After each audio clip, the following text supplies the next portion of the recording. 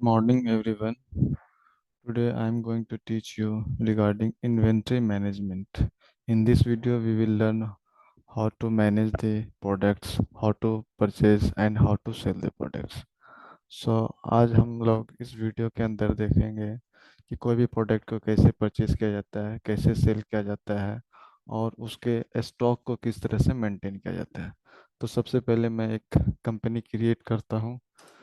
जैसे कि मैं एक कंपनी का नाम रख देता हूँ, फैसल प्राइवेट लिमिटेड। इस नाम से मैं एक कंपनी क्रिएट कर रहा हूँ। आप लोग जानते हैं कि कंपनी क्रिएट कैसे किया जाता है, क्योंकि ये बेसिक चीज़ है, आपको शुरू में ही बताया गया होगा। यहाँ पर कुछ फीचर्स जिसको ऑन रखना पड़ता है इन्वेंट्री ऑप्शन को यूज़ करने के लिए। तो वो फीचर क्या, इन्वेंट्री ये दो ऑप्शन को यस रखने का है। उसके बाद आप बाकी सारे को नो कर दीजिए। यूज़ डिस्काउंट कॉलम इसको भी नो कर दीजिए। यूज़ सेपरेट एक्चुअल एग ये भी नो कर दीजिए। टैक्सेशन हम लोग अभी नहीं करें इसलिए इसको भी नो कर दीजिए। और इस तरह से आप एक्सेप्ट कर लिए। आपका कंपनी क्रिएट हो चुका है फैसल प्राइवेट लिमिटेड नाम से। अब आप फिर क्रिएट ऑप्शन पे जाइए और यहाँ इन्वेंट्री मास्टर पे सबसे पहले स्टॉक ग्रुप बनाइए। स्टॉक ग्रुप में जैसे कि एसी मैं बनाता हूँ। ग्रुप क्या होता है कि वो प्रोडक्ट जो वो क्या चीज़ है, तो एक्चुअली जैसे कि अगर हम कोई प्रोडक्ट बनाते हैं तो वो किसी के ग्रुप में आता है। तो यहाँ पर एसी है तो इसको भी हम प्राइमरी रख लेते हैं। इसी तरह से दूसरा भी हम लोग ग्रुप हो सकता है, जैसे कि कंप्रेशर है तो कंप्रेशर भी एक ग्रुप में आ सकता है। तो इस तरह से हम ग्रुप क्रिएट कर सकते हैं। उसके बाद हम लोग क्रिएट करेंगे स्टॉक कैटेगरीज। स्टॉक कैटेगरीज का मतलब ये होता है कि वो जो एसी है वो किस कंपनी का है। तो एक्चुअली उसको एक कैटेगराइज हम कर रहे हैं, उसको प्रोडक्ट को हम और सेपरेट कर रहे हैं, इसलिए हम लोग उसको कैटेगरीज बनाते हैं। जैसे हमारा एसी जो है वो एलजी का हो सकता है।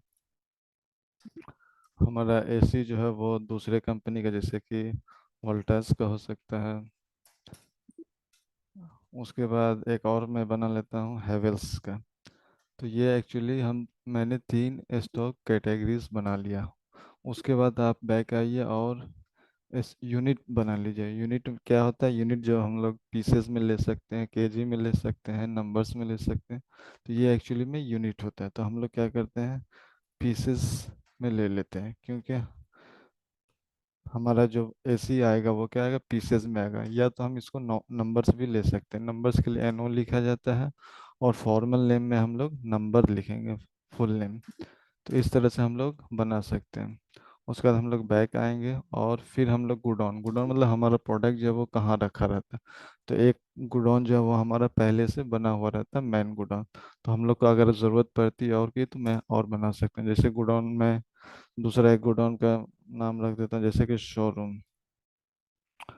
शोरूम मैन करके मैं एक गोडाउन का नाम बनाता हूँ। अगर गोडाउन का एड्रेस डालना है तो एड्रेस के लिए आप राइट हैंड साइड में आइए, यहाँ पे मोर डिटेल्स इस पर क्लिक कीजिए और गोडाउन एड्रेस भी यहाँ से डाल सकते हैं। जैसे कि मैं डाल देता हूँ अंधेरी वेस्ट। एक नॉर्मल एड्रेस यहाँ पे मैं डाल दूँ, इस तरह से आप भी डाल सकते हैं। Showroom man, showroom secondary, like that you can also make different different types of godown. अब हम लोग जो इन्वेंट्री मास्टर में एक चीज़ बनाना है वो है हमारा स्टॉक आइटम्स।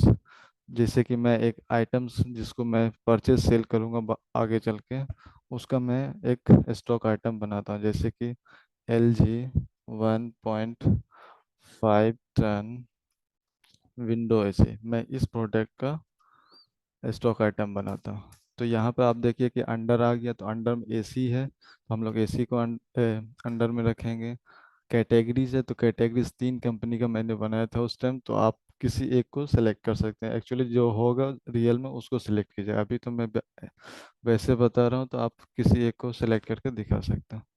लेकिन मैं वहाँ यहाँ पर आप नंबर्स भी ले सकते हैं, पीसेस भी ले सकते हैं। तो मैं नंबर्स नंबर्स के अलावा पीसेस लेना पसंद करूँगा। यहाँ पर फिर आप इसको ऑन मत कीजिए, उसके बाद आप इसको जा करके एक्सेप्ट कर लीजिए।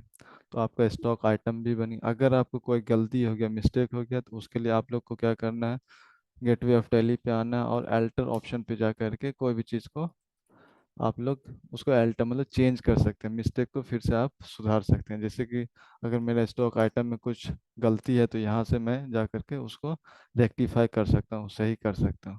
लेकिन मैं जो बना है वो सही है, इसलिए मैं बैक आता हूँ।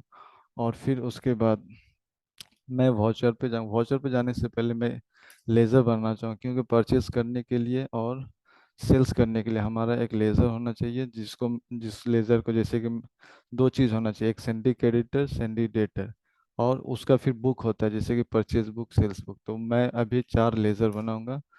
पहला मैं बनाता हूँ किसी एक नाम जिससे मैं अपना एसी खरीद रहा, जैसे कि अमन। हम रिकॉग्नाइज करने के लिए इसको सी आर दे देता हूँ कि समझ में आए कि सैंडी क्रेडिटर ये है। तो क्रेडिटर क्या होता है, जिससे मैं सामान खरीद रहा हूँ, जिसको पैसा मुझे बाद में देना पड़ता है, उसको सैंडी क्रेडिटर कहते हैं। तो ये मैं अमन सी आर से एक सैंडी क्रेडिटर उनका बना लिया।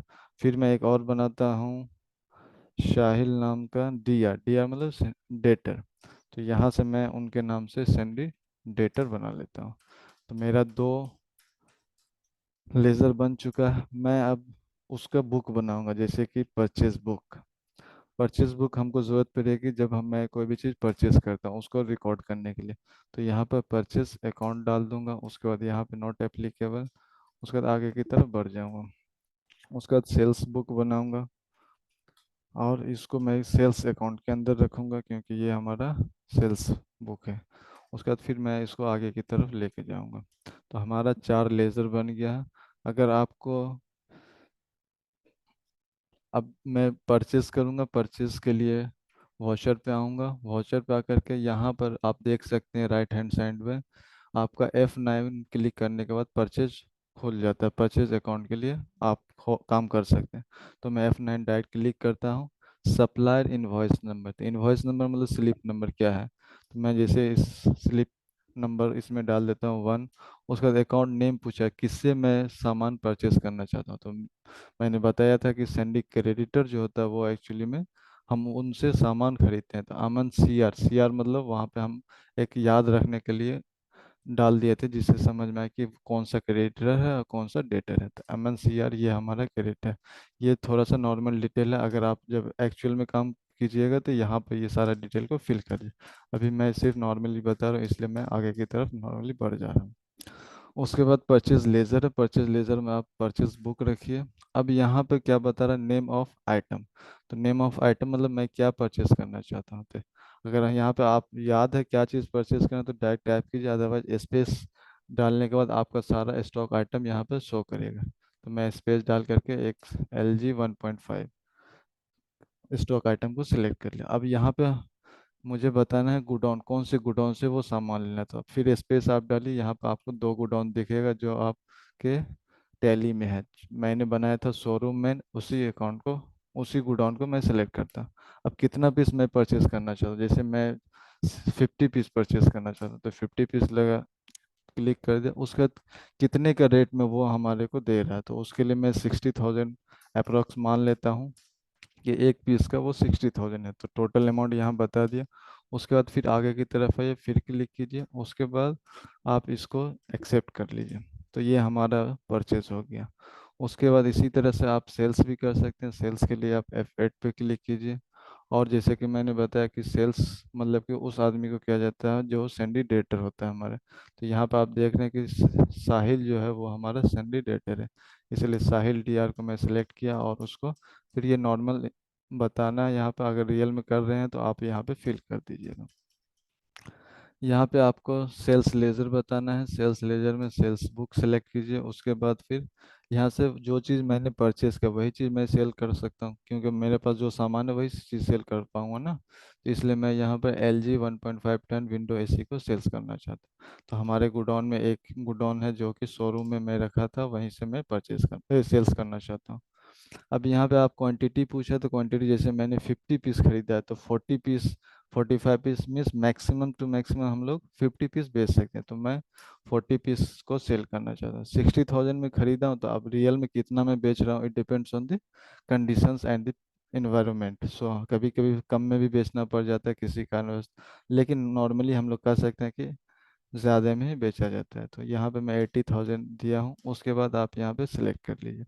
उसका फिर नॉर्मली अगेन आपको सिर्फ एक्सेप्ट कर लेना है। एक चीज़ मैं बताना चाहता हूँ, यहाँ पे नरेशन, यहाँ पे आप लोग लिख सकते हैं बीइंग सेल्स दिस मच और दैट मच, लाइक ये उतना इम्पोर्टेंट नहीं, लेकिन यहाँ पे जनरल इंफॉर्मेशन दिया जाता है कि क्या चीज़ किया गया है इस वॉचर के अंदर। तो फिर इसको आप जा करके एक्सेप्ट कर सकते हैं। तो आपको अगर चेक करना कि हम जो भी काम किया वो हुआ कि नहीं, सेल्स हुआ कि नहीं, परचेज हुआ कि नहीं, उसके लिए मैं यहाँ पर जाऊँगा स्टॉक समरी में, और यहाँ पर आकर के मैं चेक कर सकता हूँ। ये देख सकते हैं कि यहाँ पे एसी का दिया हुआ, तो ये बताएगा कि हमारे पास कितना एसी बचा हुआ। तो आप देख सकते हैं कि LG 1.5 टन विंडो एसी बचा हुआ कितना, 10 पीस। तो हमारे पास इतना का एसेट्स भी है। एसेट्स किसको कहते हैं, जो हमारे पास पैसा है या कोई भी सामान है जिसका वैल्यू मेरे पास है, उसको कहते हैं एसेट।